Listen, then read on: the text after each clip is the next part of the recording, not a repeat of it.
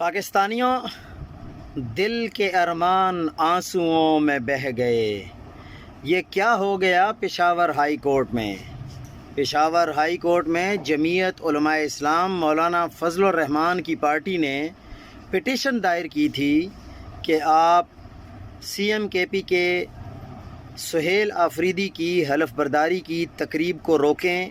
وہ دہائیاں دیتے رہے، منت سماجت کرتے رہے جج صاحب کی، لیکن جج صاحب نے کہا کہ آپ اپنی درخواست واپس لیتے ہیں یا ہم خارج کر دیں۔ اب آپ یہ دیکھیں کہ مولانا فضل الرحمان صاحب کی سیاست اب کہاں کھڑی ہے۔ انہوں نے اپنے بھائی کو وزیر اعلیٰ بنوانے کے لیے ایڑی چوٹی کا زور لگایا۔ ہمیشہ ان کے ساتھ بڑی باقی دو جماعتیں جو ہیں انہوں نے دھوکہ کیا۔ اس بار بھی وہ پھسل گئے۔ ان کو ہی کہا گیا کہ آپ پٹیشن دائر کریں، انہوں نے پٹیشن دائر کی اور آج ان کی پٹیشن کو کوڑا دان میں پھینک دیا گیا۔